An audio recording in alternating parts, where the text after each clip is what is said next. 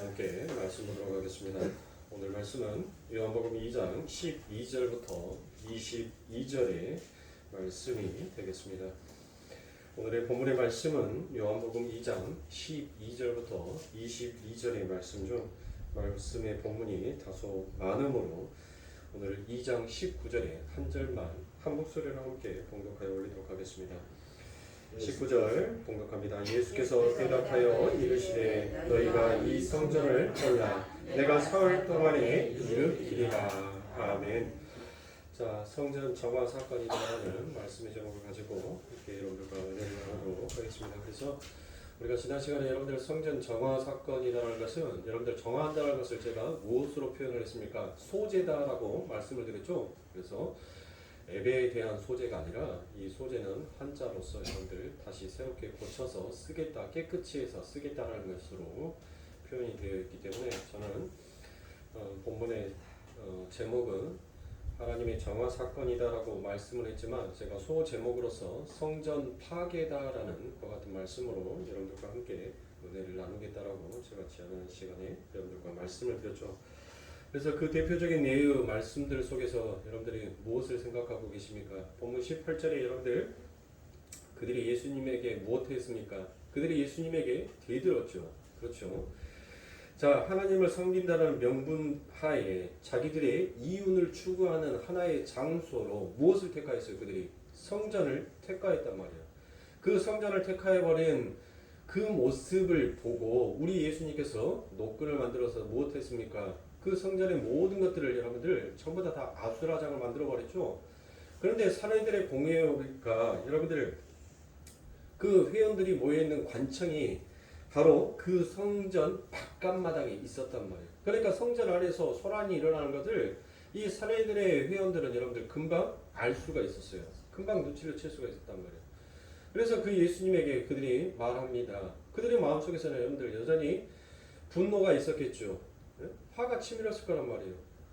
분노가 있었는데 그 예수님에게 얘기합니다. 네가 도대체 무슨 고난으로 이와 같이 성전을 어지럽히느냐라고 이와 같이 얘기를 합니다. 네가 만약에 이와 같은 일을 할 수 있는 자는 메시아밖에 없는데 너가 정말 메시아가 맞다면 그 표적을 내게 보여봐라 라고 그와 같이 얘기합니다. 그래서 18절에 유대인들이 대답하여 라고 되어 있는 이 부분이 바로 헬라어로 아프레크리테상과 에이폰이라는 그 두 단어를 번역한 건데 그 두 동사는 어떤 요구나 항변을 강력하게 드러나는 관용적 표현이다라고 제가 말씀을 드렸습니다. 그래서 그 말을 복잡하게 말할 필요 없이 쉽게 얘기하면 그들이 무엇했다는 거예요? 대들어. 주님 앞에 대들었다는 것입니다. 그런데 여러분들 그들이 진짜로 예수님께서 메시아다라는 그들의 마음에 의구심이 있었다면 여러분들 무엇하겠어요? 그 예수님의 하는 행동에 대해서 그들이 그렇게 쉽게 대들 수가 없었을 것입니다. 그런데 그들은 예수님에게 대들었다는 거예요. 그러니까 그 예수님이 이 땅에 와서 자기들에게 어떤 기적과 어떤 일들을 나타내더라도 결국은 무엇하더란 거예요? 인간은 자기에게 이윤 추구하는 그것을 어지럽혀거나 자기에게 손해를 끼친다라고 생각이 되면 그게 하나님이라도 용서할 수 없는 죄인의 모습이 이 유대인들의 모습에서 드러나고 나타나게 되는 거예요. 그러니까 기적과 이적을 일으킬 때는 여러분들 무엇합니까?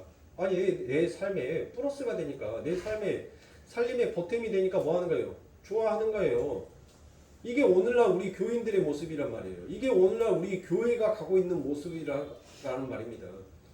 하나님이 우리들의 삶 가운데 기적과 이적을 일으켜주면 그냥 감사하고 찬송하고 기뻐해요.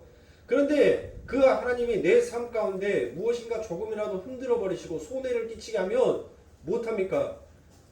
아무리 하나님이라도 우리는 그 하나님에 대해서 쉽게 대든단 말이에요. 대들어요. 항변을 하는 것이 대드는 거예요. 왜 하나님 나에게 이렇게 하십니까? 내가 당신을 위해서 무엇을 했고 무엇을 했고 무엇을 했는데 그동안에 내가 당신을 위해서 해왔던 것은 도대체 어디로 가버리고 당신이 어찌 나에게 이렇게 할 수가 있습니까? 이게 하나님 앞에 대든 거예요. 하나님께서 우리들에게 무엇을 주시든지 간에 우리는 무엇하는 자로 가야 돼요? 우리는 자족하는 자로 가야 돼요. 만족하는 자로 가야 된단 말이에요. 그게 성도의 본분이에요. 그게 하나님의 백성들의 처음의 자리란 말이에요. 하나님이 내 삶 가운데 더하여 주시든 더하여 주시지 아니하든 무엇을 주시든 무엇을 주시지 아니하든 우리들은 무엇합니까? 그저 여호와의 이름으로 기뻐할 수 있는 자가 되어야 하는 것이 그게 하나님의 참다운 백성이란 말이에요. 그러니까 지금 이 유대인들은 뭐 하고 있었어요? 이 유대인들은 여러분들 형식상, 모형상 그들의 율법의 열심은 있었어요. 모형의 열심은 있었단 말이에요. 유대인들이 여러분들 보세요. 지금 이들이 이 성전에서 무엇을 하기 위해서 여러분들 그들이 성전에서 장사를 했습니까? 명분은 보기 좋은 여러분들 보기 좋은 게살구란 말이에요. 게살구. 네? 그들이 하나님 앞에 제사를 지내고 하나님의 이름 앞에 영광을 돌리고 하나님을 찬송한다라고 하지만 그들의 마음속에서는 온갖 자기에 대한 이윤만을 추구하는 사악하고 못된 그와 같은 마음이 그 안에 있었어요. 그래서 예수님께서 오늘 본문에서도 무슨 말씀이 나옵니까? 강도의 소굴이라는 말이 나오잖아요. 성경에서 그래서 너희들이 도적의 굴혈이다라고 그와 같이 얘기를 하는 거예요. 근데 우리들은 열심히 그것을 포장하기에 바쁘다는 것입니다. 그러니까 온전한 하나님의 성전의 모습으로서 유지되어져 있는 것이 아니라 여러분들 검칠에만 번지르한 회칠한 무덤이 되어버린 그 성전을 바라보는 하나님이 뭐 하시는 거예요? 진노하신 거예요. 진노하신 거예요. 그래서 예수님께서도 그들에게 무엇합니까? 똑같이 대답하신 거예요. 그들에게 대든 거예요. 그들에게. 그러니까 여러분들 한번 그 상황을 여러분들의 머릿속에서 한번 생각을 해보시는 거예요. 얼마나 살벌하겠어요. 자기가 삶을 살아가는 그 생계를 박살내버려서 그곳으로 화가 나 있고 분이 나 있는 그 유대인들과 내 하나님의 집은 만민이 기도한다는 그 하나님의 성전의 본질을 찾고자 싶어 했던 그 하나님의 피 튀기는 싸움을 여러분들 한번 여러분들의 머릿속에서 생각을 해보시는 거예요. 상상을 해보세요. 얼마나 여러분들 살벌한 현장이었는지를 여러분들은 기억하시고 여러분들은 느끼셔야 돼요. 무엇을요?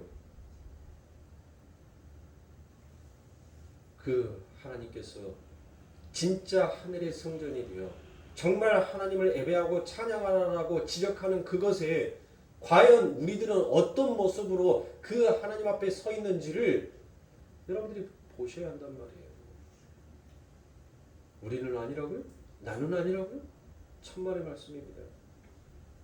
지금 내가 그 유대인으로 하나님 앞에 대적하고 있는 것입니다. 근데 그 하나님께서는 대적한 우리들을 무엇 하시려는 거예요? 우리 죽이시면 되잖아요. 성전을 파괴하듯이 여러분들 소돔과 고모라처럼 하나님의 그 진노의 심판을 펴버리시기만 하면 여러분들 무엇하는 거예요? 그냥 멸절되는 거예요. 그냥 이 땅에서 아무도 존재할 수 없는 자가 되어버린 것입니다. 그런데 거기서 하나님의 언약이 다시 세워지는 거예요. 하나님의 언약이. 하나님께서는 그렇게 자신의 이윤을 위해서, 자기의 높임을 위해서, 자기의 자랑을 위해서, 자기의 나타냄을 드러내고 싶어하는 그 세상을 하나님께서는 지금 무엇 하신 겁니까? 그 세상을 헐어버리고 진짜 하나님께서 원하시는 그 하늘의 성전을 다시 짓기 위하여서 하나님께서는 그들을 용서하여 주시는 내용으로 가더란 것입니다. 그러니까 제가 지난 시간에 여러분들에게 말씀드렸던 것처럼 지금 이 성전 파괴 사건은 여러분들 요한복음 1장 29절 죄인들에게 닫혀버린 그 문이 예수 그리스도로 인하여서 여러분들 그 문이 다시 활짝 열려서 하나님의 백성들이 하나님의 앞에 하나님의 말씀을 들을 수 있고 하나님을 찬양할 수 있는 것으로 우리들을 다시 회복시켜내는 그 사건이 바로 이 사건이란 말이에요. 가나안의 혼인잔치에 이어서 여러분들 그 뒤에 이어 엉뚱한 내용의 이야기가 나오잖아요. 왜 잔치잡이 벌어졌는데 느닷없이 성전에 정화 사건이 일어나냔 말이에요. 그것은 무엇이? 바로 우리가 표적들의 책 2장부터 몇 장까지요? 12장까지 나와 있는 그 표적들의 책은 전부 다 요한복음 1장 29절 하늘이 열리고 인자 위로 오르락내리락 하는 것을 너희가 보게 될 것이다. 즉 누구를 본다는 거예요? 너희가 하나님을 이제 볼 수 있는 자가 될 것이다 라는 그 말씀 안에 다 걸려들어 있더라는 것입니다. 그래서 주님께서는 그들의 요구에 무엇이다라고 말씀을 하십니까? 이 성전을 헐라 내가 사흘 만에 다시 일으키리라 라고 이렇게 말씀을 합니다. 그래서 19절에 쓰인 성전 나오스와 14절에 쓰여 있는 성전 히에로는 여러분들 각각 그 뜻이 여러분들 단어는 같은데 그 내용의 뜻이 현저하게 틀리다는 것이에요. 그러니까 14절에 쓰여져 있는 그 성전 히에로는 무엇이에요?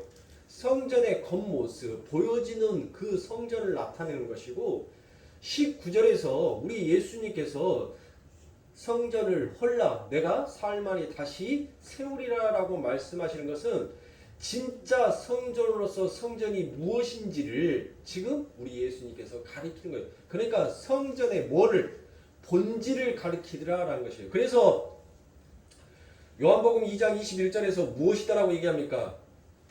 자신의 몸을 가리키잖아요. 성전을 자신의 몸이다라고 얘기하잖아요. 그래서 고린도후서 3장에서 성령이 임하여 버린 성도를 가리켜서 무엇이다라고 얘기해? 교회다, 성전이다라고 그와 같이 얘기를 하더라는 것입니다. 그리고 21절에서 여러분들 제가 말씀드렸던 것처럼 성전의 신 자기의 몸을 헐어라라고 얘기를 하시죠. 거기에서 헐러라고 되어 있는 것이 바로 뉘사태라고 얘기했습니다. 그 뉘사태라는 것은 무엇이다라고 말씀을 드렸죠? 파괴하다라는 그와 같은 단어가 바로 뉘사태인 것입니다. 그러니까 너희가 나를 뭐 하라는 거예요? 파괴하라. 즉 쉽게 말해서 네가 나를 죽여라 라는 뜻이에요. 죽여라. 그래서 이어서 그 뒤에 무슨 말이 나옵니까? 내가 사흘 만에 일으키리라 라고 그와 같이 대답을 하십니다. 거기에서 쓰인 일으키라라고 되어 있는 것이 에게론입니다. 에게론. 그러니까 다시 살리라라는 미래 직설법 능동태의 동사로 이 말이 쓰여지더라라는 것이에요. 그러니까 스스로 다시 살아나리라라는 그와 같은 뜻입니다. 그러니까 21절의 말씀을 여러분들 다시 새롭게 번역을 하면 무슨 말씀입니까? 너희가 나를 파괴하라. 그러면 내가 사흘 만에 스스로 부활하리라라고 말씀하는 거예요. 무엇에 대해서? 그들이 표적을 보여달라니까 그 표적을 바로 우리 예수님께서 무엇으로 가르치는 거예요? 너희가 나를 죽이면 내가 너희를 하나님이 원하시는 그토록 하나님이 바라셨던 새로운 새 성전으로 내가 너희들을 다시 세우리라라는 그 말씀을 하고 계셨던 겁니다. 그런데 여러분들 이와 흡사한 내용이 마태복음에서도 여러분들 등장을 합니다. 마태복음 12장 38절부터 40절의 말씀에 보면 그때 서기관과 바리새인 중 몇 사람이 말하되 선생이여 우리에게 표적 보여주시기를 원하나이다. 예수께서 대답하여 가라사대 악하고 음란한 세대가 표적을 구하나 선지자 요나의 표적밖에는 보일 표적이 없느니라.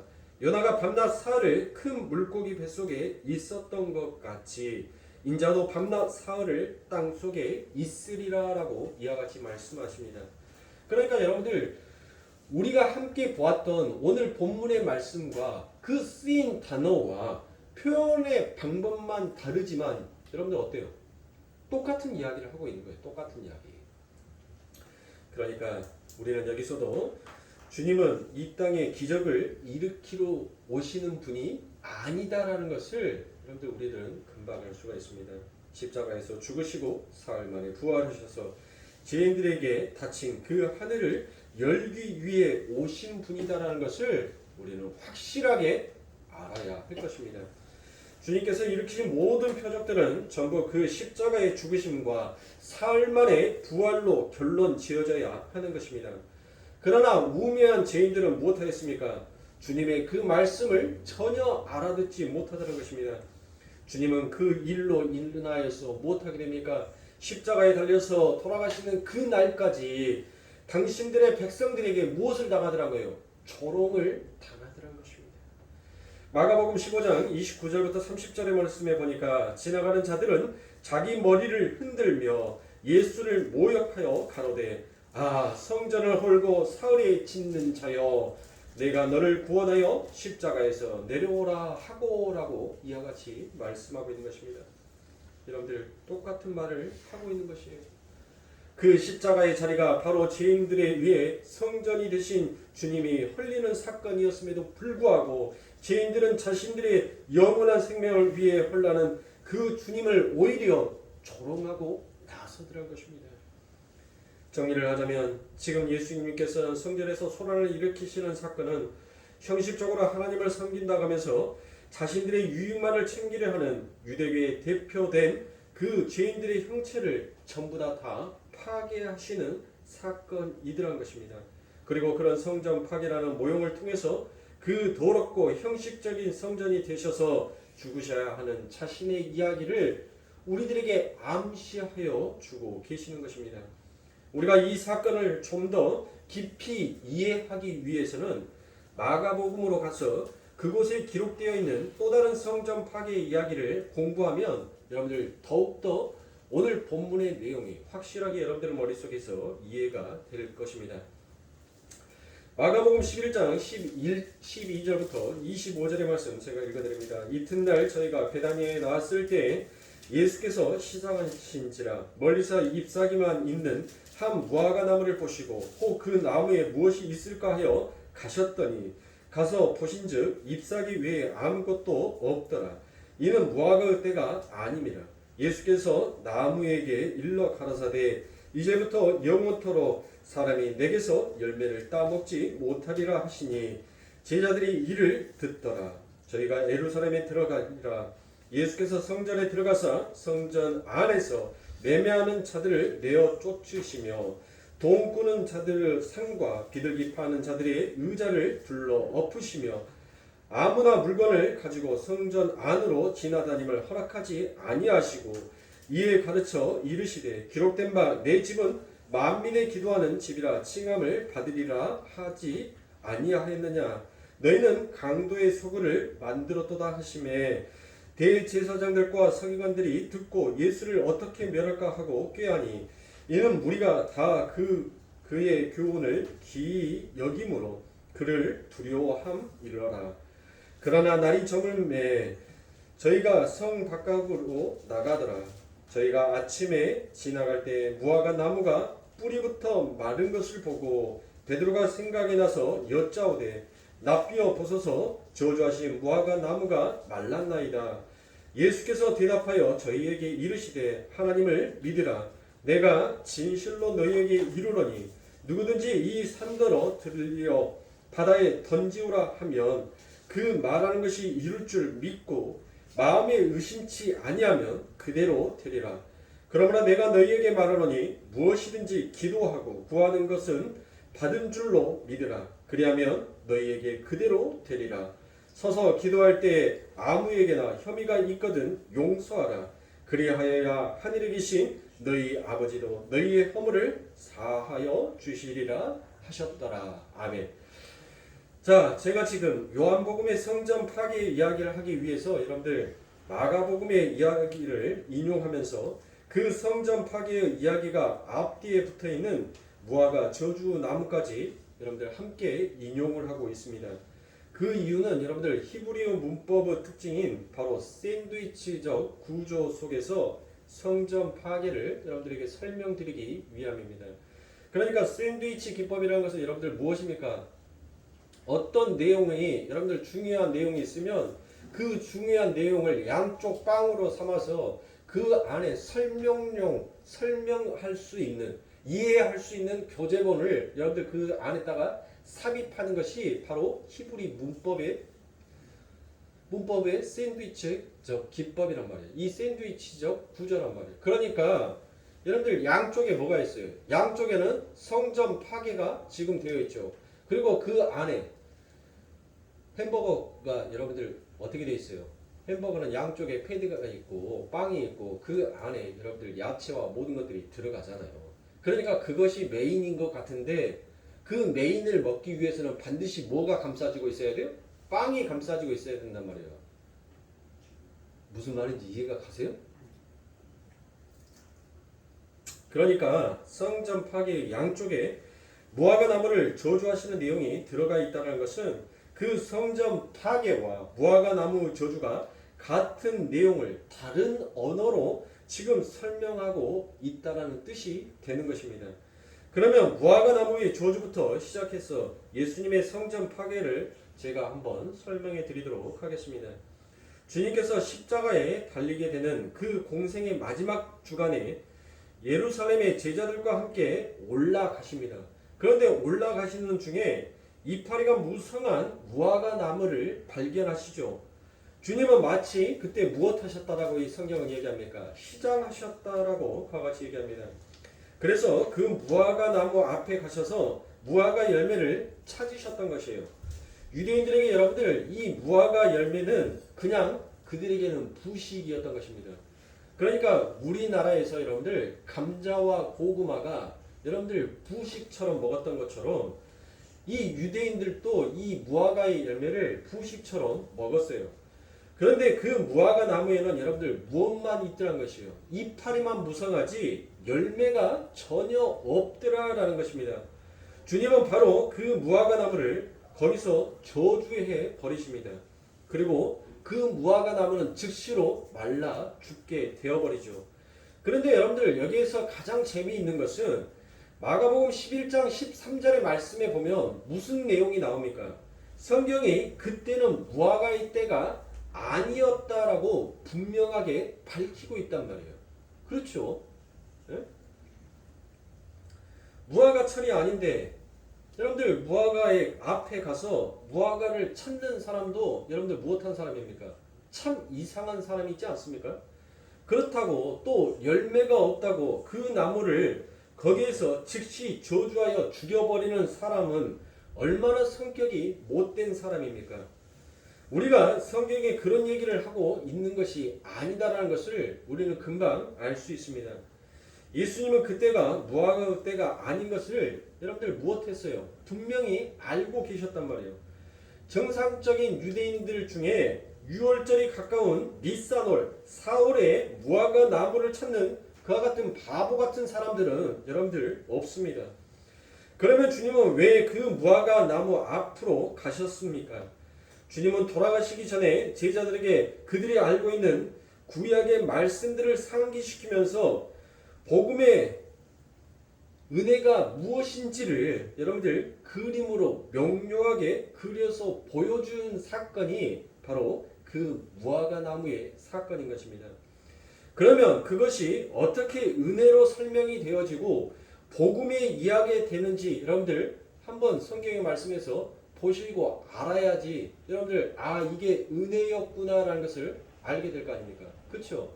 자, 호세아 9장 10절 말씀에 보면 옛적에 내가 이스라엘 만나기를 광야에서 포도를 만난같이 하였으며 너희 열조 보기를 무화과 나무에서 처음 맺힌 첫 열매를 봄같이 하였거늘 저희가 바벨론에 가서 부끄러운 우상에게 몸을 들임으로 저희의 사랑하는 우상같이 가증하여졌도다라고 이와 같이 말씀하고 있습니다.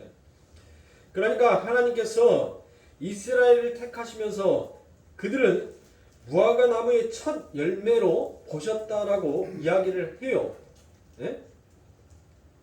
그 말은 하나님이 이스라엘에게서 여러분들 바란 것이 바로 무엇이었다라는 것입니까? 바로 그 무화과 나무의 열매를 하나님께서는 원하셨던 것입니다.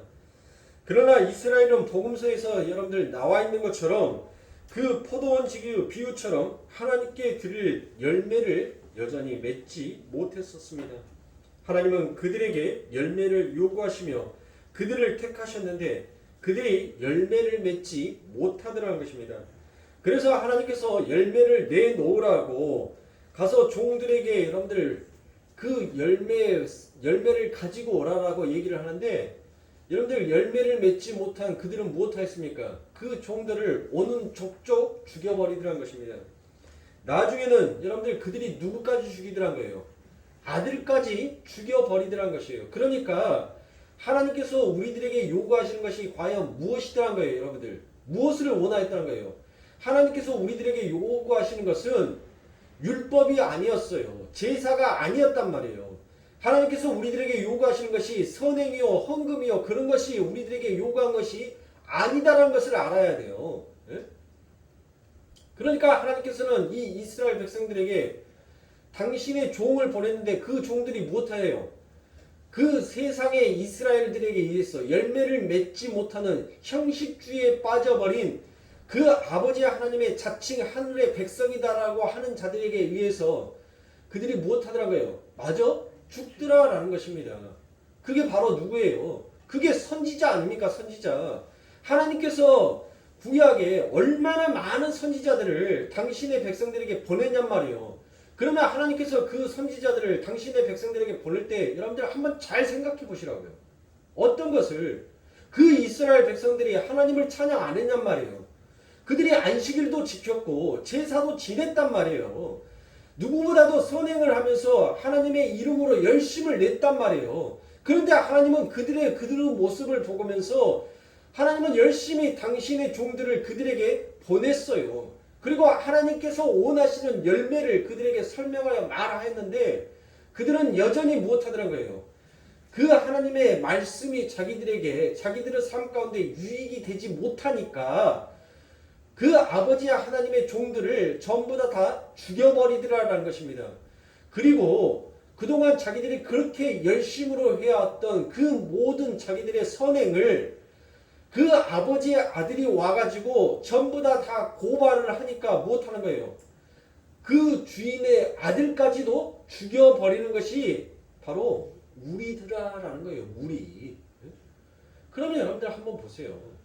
이사야 1장에서 여러분들 어떤 이야기가 나와요? 이사야 1장에서 하나님께서는 우리들의 손에 피 묻히는 그 피가 철철 흘러 넘치고 너희들이 열심히 기름을 짜서 그 기름을 태우는 냄새를 나는 원하지 아니한다라고 그와 같이 분명히 이사야서 1장에서 여러분들 이야기를 하고 있단 말이에요.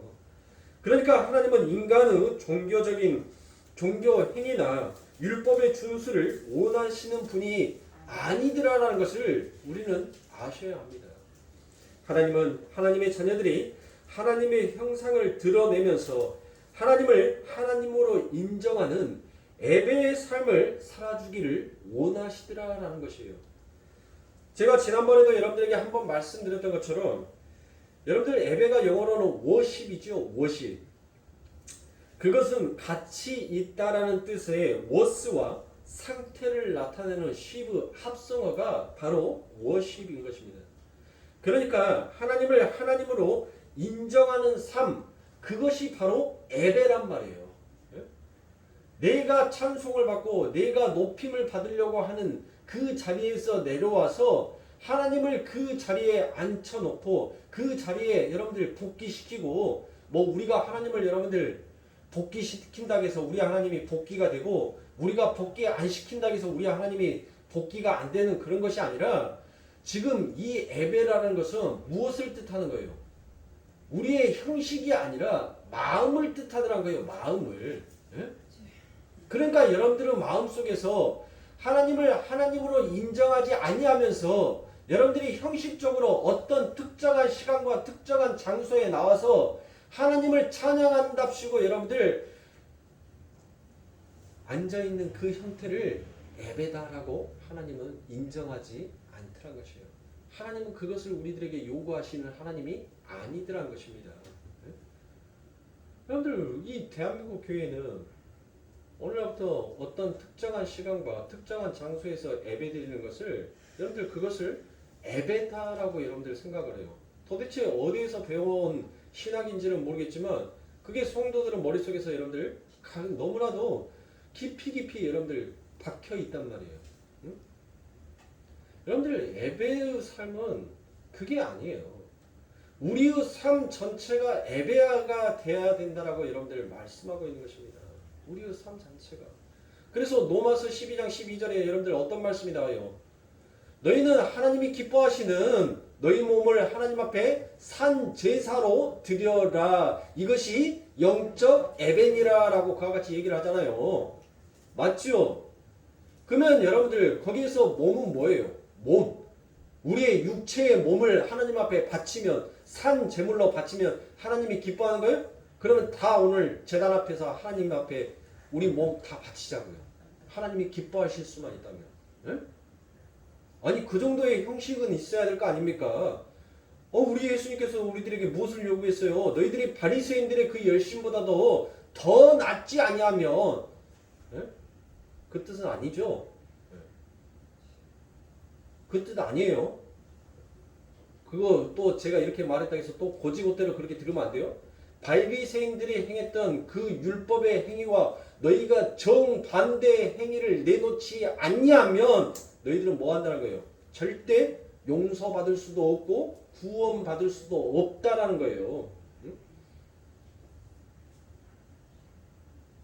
그러면 로마서 12장 12절에서 나온 그 몸이라는 것은 어떤 몸을 가리키냐고요? 우리의 삶을 바로 몸이다라고 얘기하는 거예요. 우리의 삶. 우리의 삶 자체가 뭐가 돼야 된다는 거예요? 예배가 돼야 한다는 거예요. 예배가. 네? 그러면 우리는 도대체 이 시간에 뭐 하러 나왔습니까? 여러분들의 양심에 손을 얹고 여러분들은 10년 안에 한번 물어보세요. 나는 이 시간에 왜 나왔지? 나는 무엇을 위해서 나왔지? 나는 무엇하기 위해서 이 자리에 앉아있지?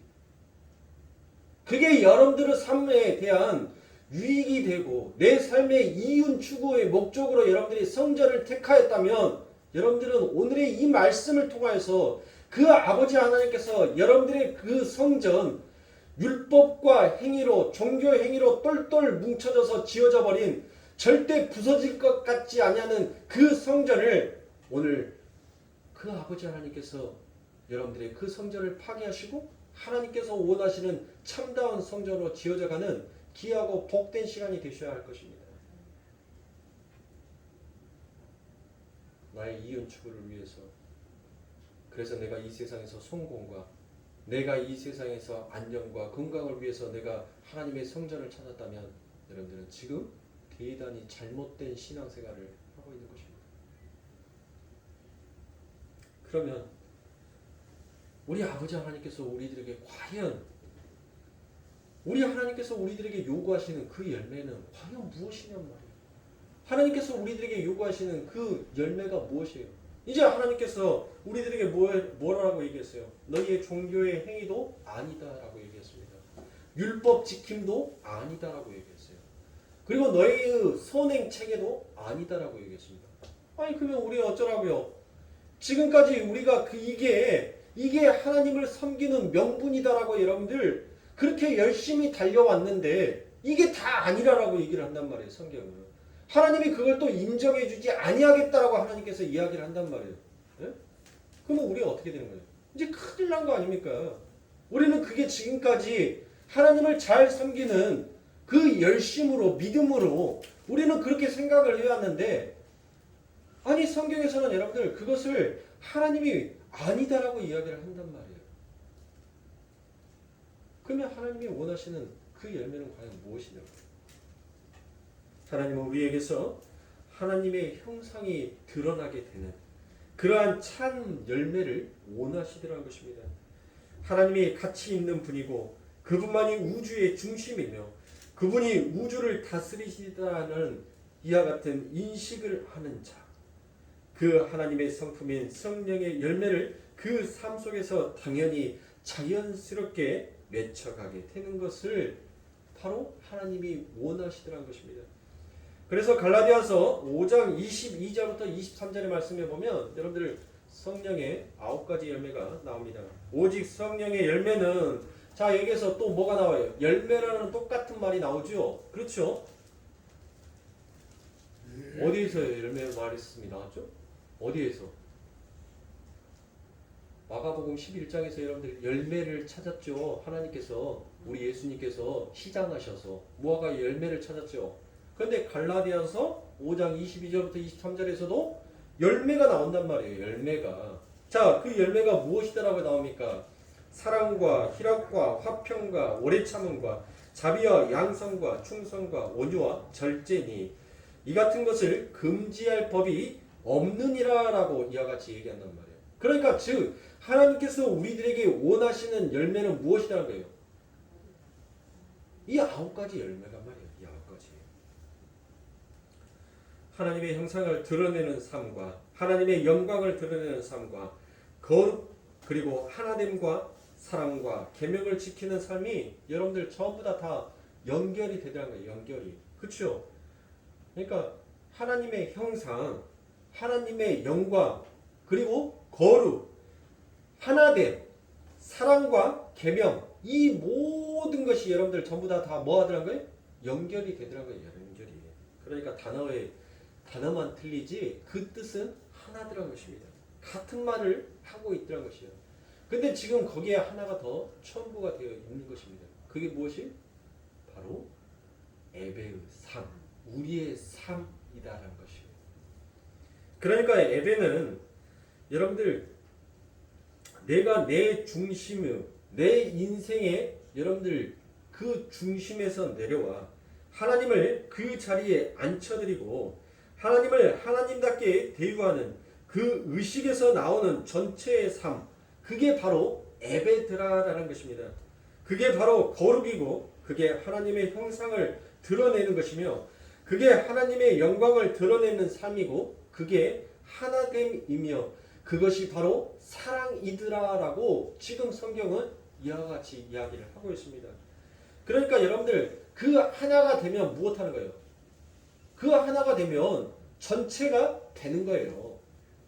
그 하나가 되는데 또 다른 하나가 안 된다는 것은 여러분들 말이 안 된다는 거예요. 말이. 그러니까 뭐예요?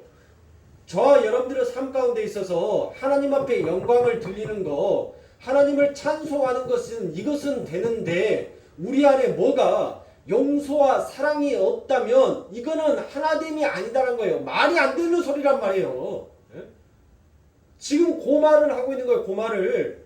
너희가 진짜 하나님의 자녀이고 너희 안에 그 하나님이 심겨놓은 그 하나님의 생명나무가 너희 안에 심겨져 있다면 너희는 반드시 이와 같은 성령의 9가지의 열매를 맺히는 그와 같은 인생의 삶을 살게 될 것이고 그 인생의 삶이 바로 에베의 삶이며 그 에베의 삶이 하나님 앞에 영광을 드리는 삶이다라는 것을 이야기하고 있더라는 것이에요.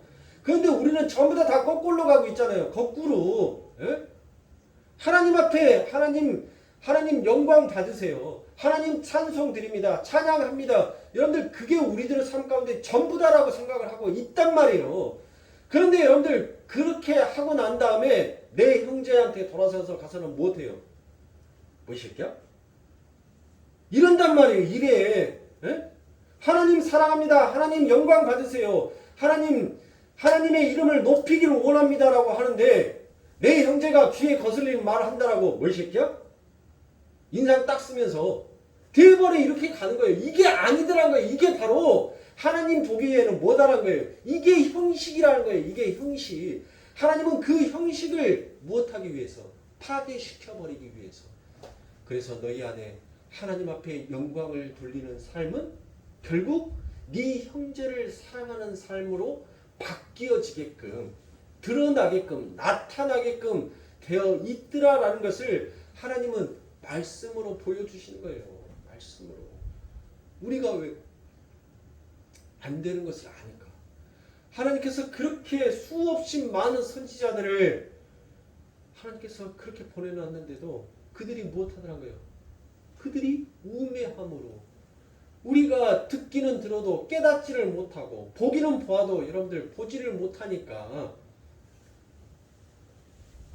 그러니까 하나님께서 우리 예수님께서 이 땅에 오셔서 우리를 무엇하는 자로 이제 만들어 놓겠다는 거예요. 내가 그 저주를 다 받아서 내가 그 저주를 내가 다 뒤집어 써서 이제 너희들을 들으면 깨닫는 자, 보면 볼 수 있는 자, 이제 말하면 무엇이 나오는 자? 하나님의 영광과 사랑이 나오는 자로 내가 너희들을 만들고 지어버리겠다라는 하나님의 그 성전 파괴의 사건이 이 내용 안에 전부 다 담겨져 있는 것입니다. 그러니까 우리 스스로는 그 하늘을 열 수가 있어요, 없어요? 우리 스스로는 하늘을 열 수가 없어요. 여러분들 보세요. 저 경상도 지방과 동해안 지방으로는 그 사람들 뭐라 해요? 오메 원수 같은 비여, 좀 그만 좀 와라, 그만 좀. 전라도 땅은 가물다라고 하니까, 아니 구름아 비구름아 좀 저쪽으로 가라, 저쪽으로. 비가 와달라는 데는 비도 안 오고, 비 오지 말라라고 얘기한 데는 어째 그렇게 와가지고 사람을 괴롭히냐. 그렇게 구름한테 얘기한다고 한들 구름이 머리 걱적하면서 내가 조금 너무했지? 그래, 미안해. 바람아, 나를 좀 남쪽으로 이동을 시켜주렴. 그러냐고요. 그래요? 안 하잖아요. 안 한단 말이에요. 못 한단 말이에요. 그것을 깨닫고 알으라는 거예요. 너희가 아무리 너희의 능력이 있다라고, 너희의 삶 가운데 영광이 드러나는 삶이다라고 얘기를 하지만 결국 너희들은 아무것도 아닌 존재다라는 거예요. 무엇 앞에? 그 아버지 하나님의 말씀 앞에. 인간이 대단한 것 같지만 여러분들 보시라고요. 예? 그 태풍 두 개에 여러분들 못했어요. 아니 기술이 발달했는데, 인간이 여러분들 그만큼 발전했는데 그 바람 앞에는 여러분들 뭐 하더란 거예요? 풍전 등화와 똑같더란 것이에요. 네? 유리창이 깨져버리고 사람의 손으로는 절대 꺾일 것 같지 않은 그 크레인이 엿가락처럼 휘어버리고, 그런 것들을 보면서 무엇하는 겁니까? 너희들은 너희들의 방어막을 더욱더 두텁게 쌓으려고 하지 말고 그것을 일으키시는 누구를 바라보라는 거예요? 하나님을 바라보라는 거예요. 하나님을. 그러나 우리들의 삶은 어떻습니까? 우리들의 삶은 그 하나님을 바라보기 앞서 우리들 눈앞에 보여지는 현상을 먼저 바라보더라는 것이에요. 이게 바로 무엇이? 형식주의, 율법주의, 성공주의에 빠져있는 자들의 추악한 행태들한 것이에요. 그런데 그들은 무엇으로 여러분들 포장하고 있어요? 하나님의 백성이다라는 그 선민으로 자기들을 포장하고 있더란 거예요. 나는 하나님을 믿는 사람이야. 나는 하나님을 찬양하는 사람이야. 하나님께서 무엇이다라고 얘기합니까? 너희 쇼하지 마. 연극 이미 끝났어. 불 꺼진 조명 앞에서 너희들 아무리 연극해봤자 너희들을 바라봐주는 관중은 아무도 없어. 하나님은 그렇게 우리들에게 이야기하는 것입니다.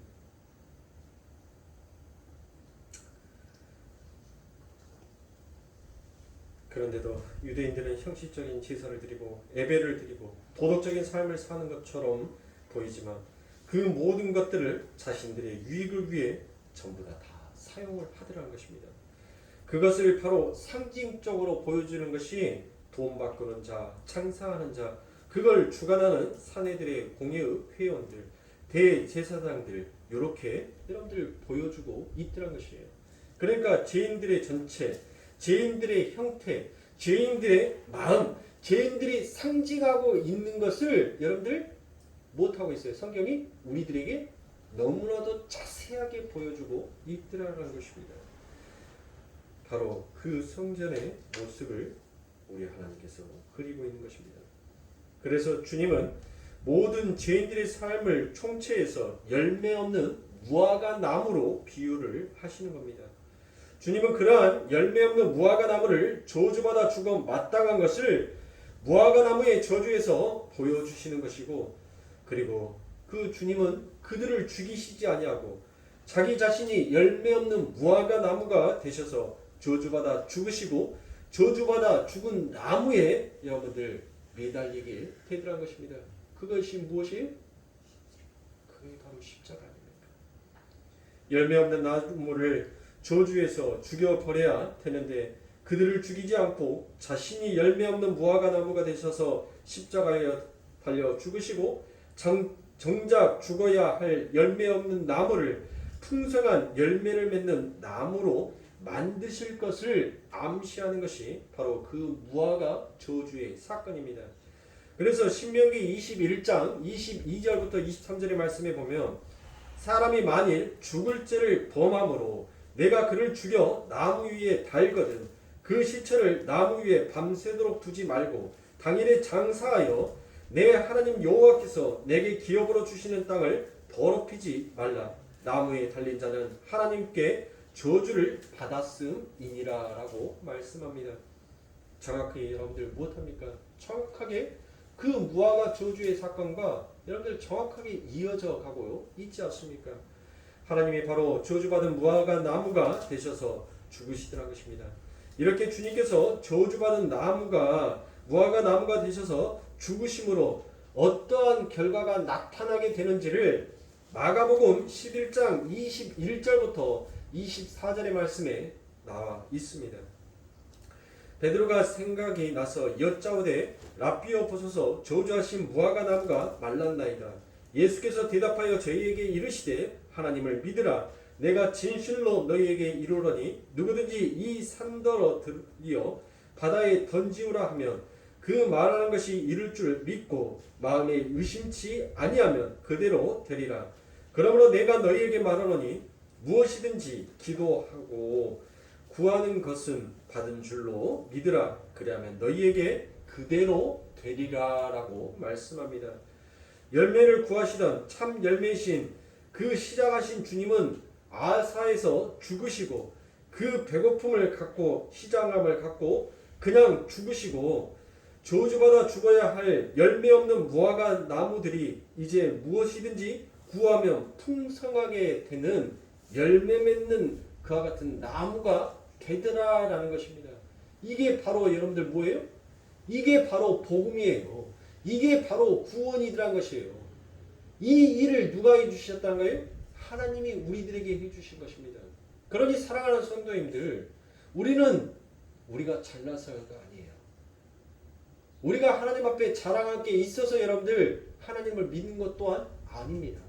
그러니 사랑하는 성도님들, 우리들의 삶 가운데 하나님께서 더 많이 부어주시든 덜 부어주시든 우리는 하나님이 주신 것 앞에 무엇할 수 있으면 돼요? 만족하고 감사할 수 있으면 되는 거예요. 그게 진짜 하나님께서 우리들에게 원하시는 열매들한 거예요. 그런데 자꾸 우리들은 무엇을 봐요?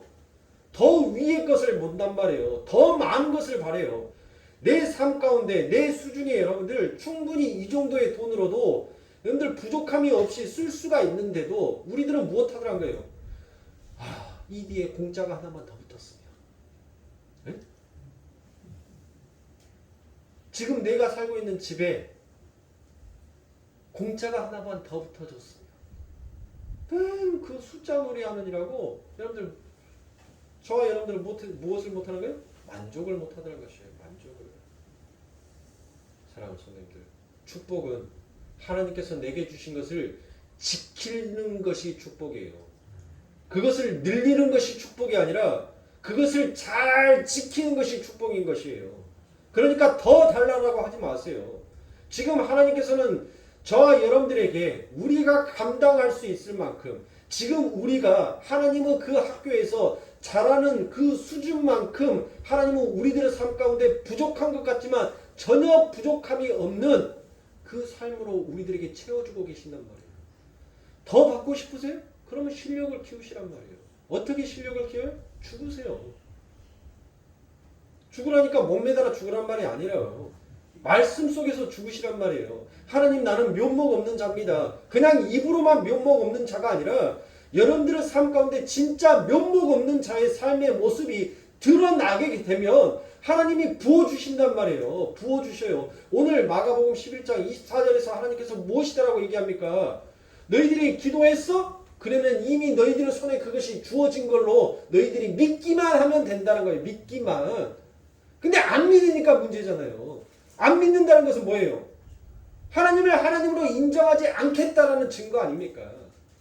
그러니까 저와 여러분들의 삶 가운데 더 많은 실력을 키우시려면 더 많은 것을 받고 싶으면 무엇만 하면 돼요? 실력만 키우면 되는 거예요. 실력만. 실력을 키우셔야죠. 하나님을 하나님으로서 온전하게 인정할 수 있는 자, 그 자가 하나님 앞에 열매를 드리는 자이고 그 자가 바로 실력이 키워진 자인 거예요. 그와 같이 실력이 키워지는 자는 무엇이에요? 지금 여러분들이 제가 이 자리에서 하나님을 무엇하는 거예요? 찬양하잖아요. 하나님을 경배하잖아요. 하나님 앞에 영광을 드리잖아요. 그러면 이 삶이 어디에서도 우리 세상 가운데 삶 가운데서도 똑같이 나타나야 된다는 거예요. 그런데 아니잖아요. 저 여러분들은. 아니에요. 특히 저는 아니에요. 더더욱 저는 아니에요. 우리 성도님은 조금 그런 모습이라도 볼런지 모르겠지만 저는 진짜 아니에요. 이 예배 끝나고 새벽에 뵙겠습니다 하고 운전대 잡아서 누가 내 앞으로 꽉 끼어들면 갑자기 애기 말문 터졌어요. 애기 옹알이 터진 소리를 한단 말이에요. 그래놓고 하나님 앞에 나 이제 하나님 장성한 자가 됐으니까 내게 부어주세요? 안 된단 말이야. 안 돼. 아니 옹알이 하는 자가 세상에 대해서 옹알이 하는 자가 여러분들 그 손에 칼을 쥐어주면 뭐 하겠어요? 지 손 자르지. 예? 지 몸 긋지. 그리고 또 아프다고 웅웅 울 거 아니에요. 그것을 바라보는 하나님은 어떻게 했어요? 또 얼마나 아픕니까? 예? 사랑하는 성도님들, 우리들의 삶 가운데 지금 우리가 아버지 하나님은 그 학교에서 내가 잘한 만큼 우리 하나님도 그 하나님의 그 풍성함을 우리들에게 주고 계신다는 것을 여러분들이 생각하신다면 하나님 내 은혜가 내게 족하군요. 내가 더 바랄 것이 아니라 하나님 지금 나의 모습 내 삶 가운데 이게 가장 충분하고 합당한 거군요. 그것을 깨달으셔야죠. 더 바라지 마시고 우리들의 삶 가운데 지금 우리들의 인생과 이 시간의 역사 속에서 사랑하는 성도들, 하나님께서 주신 그것에 대해서 자족하고 감사할 수 있는 것, 그게 하나님을 온전하게 인정하는 삶이고 그게 하나님께서 우리들에게 가장 바라는 그 무화과 나무의 첫 열매처럼 우리를 보고 계신단 말이에요. 그 열매를 사랑하는 성도님들, 저와 여러분들은 이제 하나님의 나라 앞에서 여러분들 그 하나님의 십자가 앞에서 맺어야 할 때입니다. 언제까지 여러분들 우리가 어린 묘목처럼 그와 같이 옹알이만 하고 있을 것입니까? 자라나셔야지요. 성장하셔야지요. 어제의 오늘보다 지금의 내 모습, 지금의 내 모습보다 내일의 내 모습이 더 하나님 보시기에 좋은 자로 날로 성장해야 될 거 아닙니까? 왜 똑같냐고요? 왜 똑같아요? 그래서 우리는 뭐 하는 거예요? 주님의 십자가 앞에서 면목 없는 자로 걸어가야 하는 거예요. 자랑할 게 뭐가 있어요? 뭘 자랑하시냐고요? 뭘 자랑할 것이 있습니까? 그래서 우리들은 부끄러운 자예요. 십자가 앞에서 부끄러운 자란 말이에요. 우리는 그 십자가 앞에서 죄인의 개수처럼 여러분들 우리의 머리를 조아리면서 우리는 입을 가리고 우리의 눈을 가리면서 그저 눈물로 하나님 살려만 주세요. 저를 살려만 주세요라고 그 고백 외에는 우리가 더 무엇을 할 수가 있겠냔 말이에요. 예배당에 와서 연극 그만하세요. 다 알고 계세요. 다 알고. 세상의 즐거움 속에서는 네가 무엇으로 어떤 모습으로 어떻게 그렇게 즐거워하고 기뻐하고 그렇게 정신없는 발걸음으로 다녔는데 내 앞에 왔을 때는 네가 어떤 모습으로 내게 예배를 드리고 있는지 하나님은 안단 말이에요. 아셔요. 그러니 그 십자가 앞에서 세상의 사람들은 눈 가리고 아웅할 수는 있지만 하나님은 눈 가리고 아웅이 안 돼요. 여러분들. 에? 태양을 피하고 싶었어? 손바닥으로 태양을 피하면 다른 몸뚱아리는 지 몸뚱아리 아니어서 여러분들 안 탑니까? 에? 아니 한여름에 선글라스만 이렇게 딱 끼면은 여러분들 다른 데는 안 타요? 오히려 더 꼴보기 싫은 거예요. 눈 딱 벗으면은 여러분들 뭐 하는 거예요? 여기 선글라스 낀 자리만 이 낀 자리만 자꾸 남으니까 얼마나 더 꼴보기 싫습니까? 그와 같은 거예요. 똑같은 거예요. 눈 가리고 아웅해봤자 하나님 앞에는 안 통하니까. 내가 세상의 즐거움을 찾아서 내가 세상의 안위와 내가 세상의 기쁨을 위해서 발빠른 자로 내가 걸어갔던 것처럼 하나님의 말씀 앞에서 우리는 발빠른 자로 걸어가야 한단 말이에요. 다른 사람이 하나님 앞에 더 기뻐하는 모습으로 드러낼 것을 내가 더 빨리 가야지. 나는 더 아름다운 모습으로 하나님 앞에 더 빨리 다가서 해야지. 그게 성장이에요. 그게 합력하여 아름다운 선을 보이는 거 아니겠습니까? 세상은 경쟁하는 곳이지만 교회는 경쟁하는 곳이 아닙니다. 서로 연약한 자의 모습을 통해서 우뚝 서가고 잘 서가는 자들이 그 아름다운 모습, 참된 모습을 보여줌으로 인하여서 연약한 자들이 무엇을 보고요? 하나님을 바라보면서 온전히 걸어가고 있는 그들의 모습을 보면서 여러분들 조용히 그들의 발자취를 따라가게 되는 거예요. 그래서 찬송에도 주의 발자취를 따름이라는 그 찬송이 있지 않습니까? 우리는 그렇게 조용히 하나님의 발걸음을 묵묵히 따라가야 하는 자다라는 것을 사랑하는 성도님들 잊지 마십시오. 다시 만나는 그 시간까지 늘 자족하시고 이게 복음이고 이게 구원이었다라는 이 하나님의 엄청난 은혜의 사랑 앞에 사랑하는 성도님들 하나님 앞에 진짜로 감사하고 하나님 앞에 진짜로 더욱더 다가설 수 있는 그런 우리 사랑하는 성도님들의 삶이 되시길 주님의 이름으로 축원합니다. 기도하겠습니다.